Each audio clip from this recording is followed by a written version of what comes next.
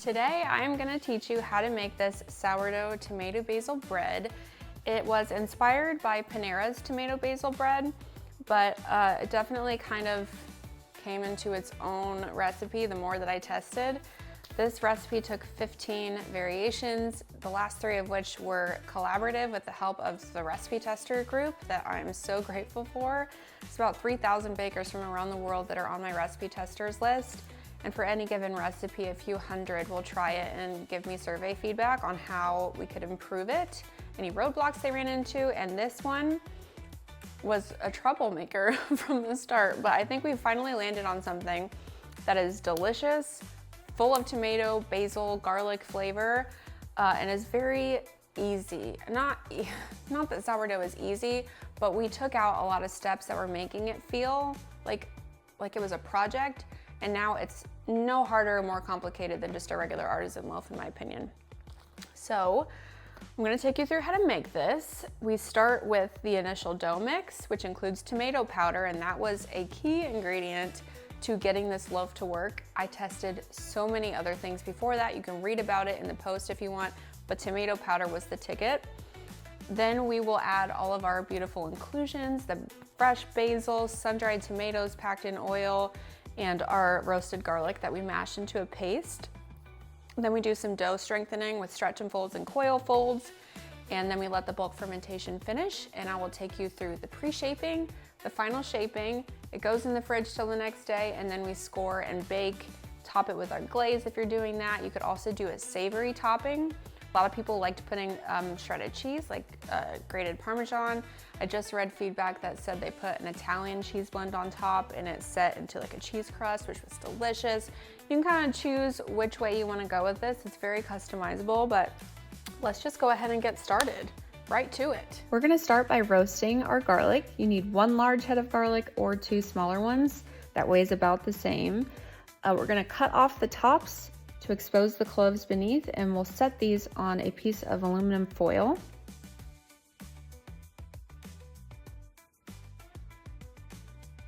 Sometimes when I cut off the tops, there's enough of the clove on there that I kind of like to keep it. This one, it's only a little bit, but why waste it, you know? And then I cover it with olive oil. I don't measure, but something like 2 teaspoons, and a pinch of salt and pepper. Again, just eyeballing this. We're gonna seal this up as best as we can, and we're gonna set it in the oven, just on the oven grate at 350 degrees Fahrenheit for about an hour. In the meantime, let's start our dough. We need 300 grams of warm water, 120 grams of active sourdough starter. I usually feed my starter the night before, so it's ready in the morning. 500 grams of bread flour, and 10 grams of tomato powder. This sun-dried tomato powder from Burlap and Barrel has been my favorite, but any tomato powder is fine. You can make it yourself also. And 10 grams of sea salt. We're gonna mix this on a relatively low, medium-low-ish speed for about 3 minutes, or just until all of the ingredients are fully incorporated. We're not mixing the dough to a window pane or doing anything aggressive here. We're just trying to get everything incorporated. You can do this by hand with the Danish dough whisk if you prefer. I just don't like getting my hands all yucky. And also adding the inclusions for this particular recipe is a lot easier in a stand mixer. So we're gonna cover that up and let it rest. In the meantime, our garlic will probably be done. So we're gonna take that out of the oven and let it cool. We need 10 grams of fresh basil, which is about a ½ ounce package, and 75 grams of oil-packed sun-dried tomatoes. 4 of these, we're not like blotting the oil off of them or anything, but we're also not trying to keep a ton of oil. Just get them out with a fork. The oil that clings to the sun-dried tomatoes will be a nice enhancement to the dough. If you're using dry packed sun-dried tomatoes, I would add about 10 to 15 grams of oil to the initial dough mix to kind of compensate for that difference. Mash up that roasted garlic, and now we have the most delicious smelling trio of inclusions ever. Oh my gosh. I love making this loaf just for this moment. It smells like heaven. Now I have a special place in my heart for this flavor combo, but gosh, it's so good. We're gonna put this on again on like a medium-low speed for about 3 minutes or so, or just until all of those inclusions have been fully mixed into the dough. If you're doing this by hand, you can stretch and fold the inclusions in.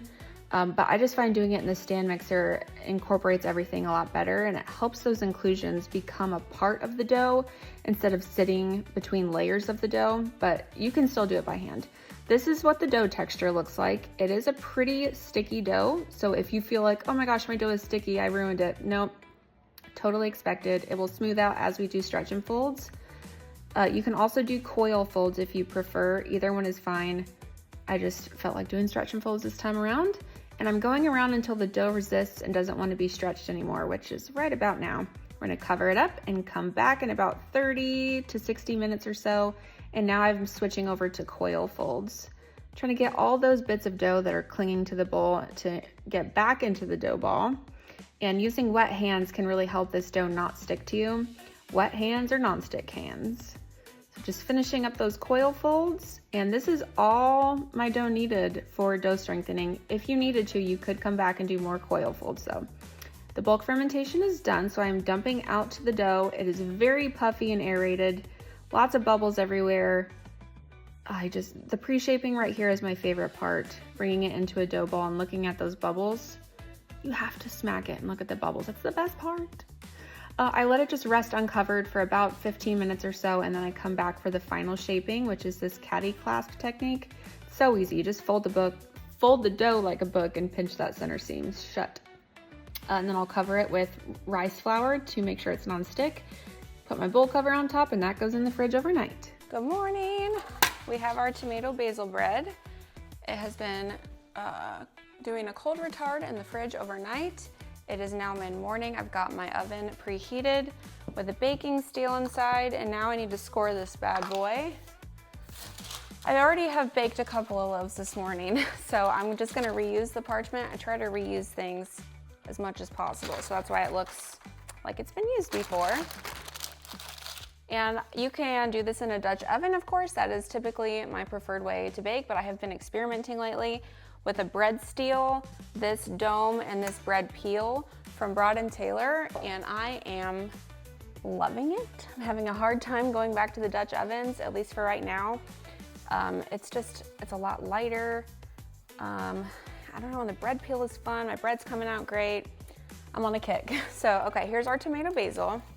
Let me make sure you can see what it looks like.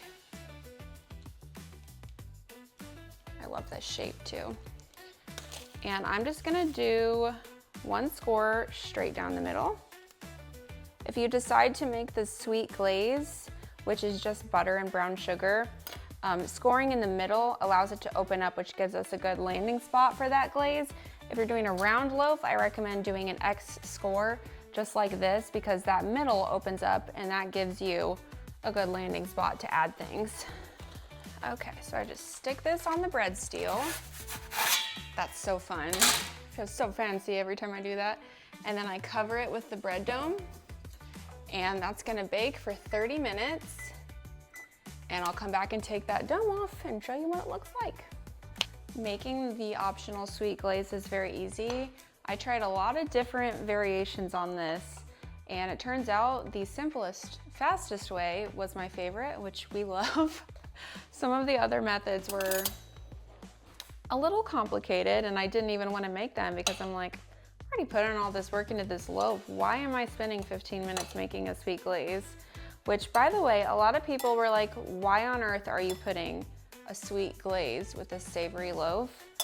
And the reason is because Panera is what inspired this. Panera has a tomato basil loaf with a sweet crumbled topping, and it just sounds like it wouldn't work, but it does. If that's not your thing, that's why it's optional. You don't need it. It does not make or break the loaf. Some recipe testers that tested this recipe for me said that they really enjoyed putting like freshly grated Parmesan cheese on top at the same time that we're gonna add this. So if you prefer more of a savory thing, I bet that would be really good. Or you can just skip it all together and just leave it as it is. All right, so I've just melted 1 tablespoon of unsalted butter. You can use salted if you want, it does not matter. To that, I'm gonna add 1 tablespoon of brown sugar and about 1/4 teaspoon of cinnamon. And that's the whole thing.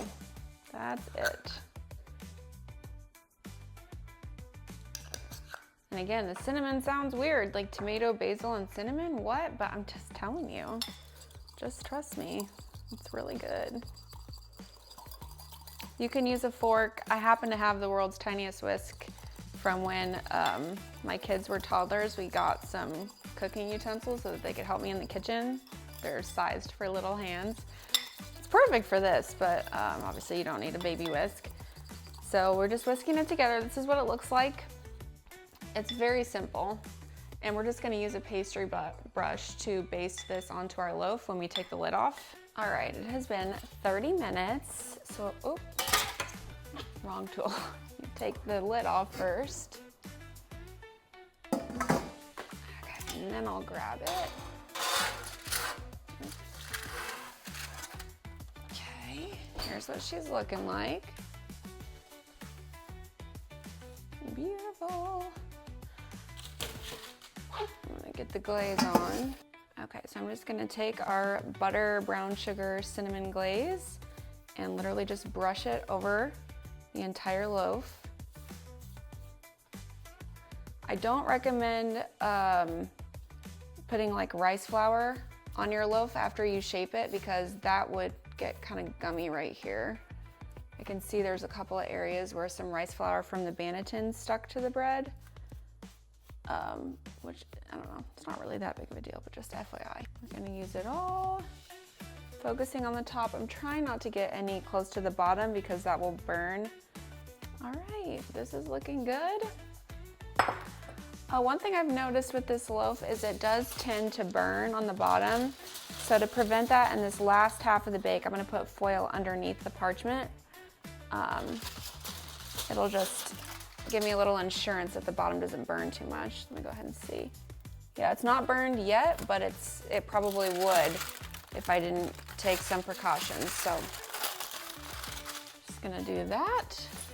Silly little thing, but it's pretty effective. And I'm gonna stick this back in the oven.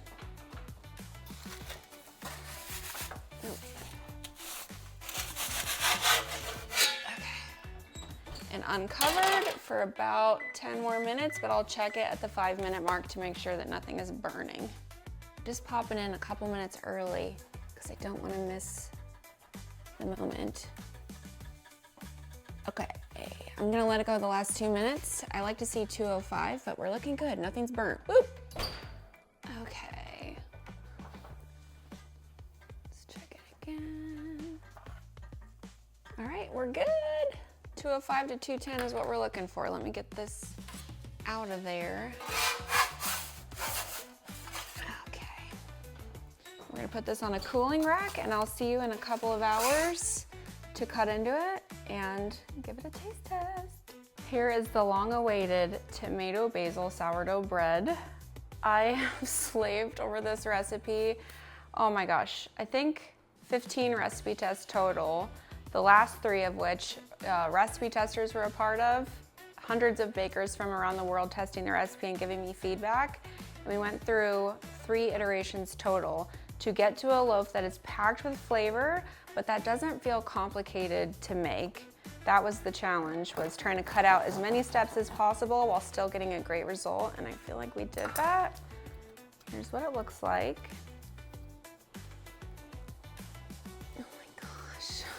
Smells so good. Here's what we look like. We've got lots of specks of basil and sun-dried tomato. You can't really see the roasted garlic, but boy, can you smell it. And of course we have that sweet glaze on top. It blends right in with the dough, doesn't crumble or fall off or anything. Just, oh, stunning.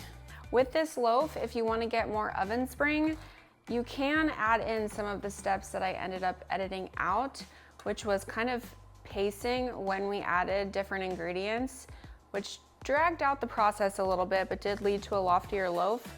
But I think it's okay to skip them. Obviously, I think it's okay. I took them out of the winning recipe. But if you wanted, you could do a fermentolese, and you could also stagger adding the inclusions. I'll put tips on how to do that in the recipe post. Also, one of the recipe tests included a tomato paste swirl, which I thought was delicious, but reviews were mixed. It was either completely in love or completely hated. It was very polarizing, and I don't want that for any recipe. So I will also include instructions on that in the recipe card, or the recipe post, in case you want to add the swirl. It's really fun, but like I said, not everybody loved it, and it seemed to be pretty hit or miss. So my favorite thing to do with this tomato basil bread is to make the Panera Mediterranean veggie sandwich. I don't normally order vegetarian things. We're big meat lovers, but that sandwich has had a chokehold on me for forever. I was a vegetarian when I was in middle school, and that's how I got introduced to that. So I mean, we're talking like, how old am I? Maybe 15 or so years that I have been ordering this sandwich and loving it. And the thing is, they say that their tomato basil bread is sourdough, but it's not fermented with sourdough starter. If you look at the ingredient list, it's just not, it's not real sourdough. So if you can make it yourself, this is a flavor bomb compared to the Panera one, and I've always loved it. But when you try them side by side, it's wild. The Panera one has like no flavor to it, and this just is like, boom, tomato, basil, garlic, delicious, so good. So let me try a little piece. I'll take it off the, let me just try the little end one. Oh my gosh, it's so good. I might have been able to push the fermentation a little bit longer, but this is perfect. With each bake, I kind of analyze it, look at it, what might I do differently next time to make it better, and just incrementally we get better and better. So for next time, I think I'll push the fermentation maybe half hour longer or so. Oh my gosh. All right, I am gonna make a little Mediterranean veggie sandwich. We'll insert some footage here of what it looks like. It's my favorite thing. Okay, so we need 2 slices of our tomato basil bread. I like both of these. This one is roasted red pepper hummus. This one is roasted garlic. Just kind of depends on your mood. I'm gonna do the roasted red pepper one today. Of course, you can make your own hummus instead. By the time I finish making the sourdough, forget the hummus. I'll buy the darn stuff. All right, so we spread our hummus generously on here. I'd say maybe 2 tablespoons or so. On top of the hummus, you crumble up some feta cheese, and then we'll kind of press that into the hummus so it doesn't move. Okay, like this. I'm already so excited. All right, then we add our peppadew peppers. These are the peppers that I order from Amazon. My grocery store does not carry them, but they are sweet and spicy. They are not overly spicy. I love spicy stuff. To me, these aren't spicy at all. If you are really sensitive to spicy, you might think they are a little, but barely. It mostly adds sweetness, which I just love. This, to me, every time I go to Panera and order this sandwich, I order it with extra peppadew peppers because the peppers are the best part. They make the whole thing. All right, so there's 2 ways you can do the peppers. You can dice them all up, or you can just cut them in half and kind of like lay them on top. I've done both, and I think I do like it chopped up. That way, if one of them falls out or whatever, you're not missing an entire This is a key ingredient, so it's just more evenly distributed throughout the sandwich when you cut it. So we're gonna add our peppers on top of that, then some lettuce. I like doing just a salad blend. It doesn't matter what kind of lettuce you use. This is just my preference, and then we'll use the rest of this for salads with dinners throughout the week. Okay, and then we've got our cucumber and our red onion. I like to make these really thin. I don't like cucumber a ton, but it does add a really nice freshness and crunch to this. So I just do them thin so that I don't get like overpowering cucumber flavor. Perfect. And then the red onion. The red onion is totally optional. I mean, all of it's optional. If there's an ingredient you don't like, just don't put it on your sandwich. But I do like the red onion. I do it thin as well though, because raw onion can be pretty powerful. So like literally just like that. It's not that much. Okay. Then we put the lid on our sandwich. And that, my friends, is my favorite sandwich of all time, the Mediterranean veggie sandwich inspired by Panera. Let me cut it in half. It's the perfect sandwich to me. It's exploding with flavor. It's light. I just love it. I'm not a huge fan of lunch meat or cheese, really. I like the flavor of things, and this is just loaded with flavor. It's the perfect balance of the sweet with the savory, and that's also reflected in our bread. Our bread is that balance of the sweet and the savory. The whole thing is just amazing. I really hope you make it. All right, over and out. Sorry, I didn't get a shot of me eating this bread, and it's absolutely delicious. So here we go. It is so good. It's a little spicy, it's a little sweet, it's crunchy, it's soft, it's all the things. Absolutely delicious. I'll also post the recipe for how to make this on my blog, so you can make the tomato basil bread, and then you can click over to the sandwich recipe if you want to make that too. But I really hope you try this recipe. This is the most labor-intensive one that I have developed to date, but I think the winning result is absolutely delicious, full of flavor, and very accessible to make. So I hope you love it. Happy baking.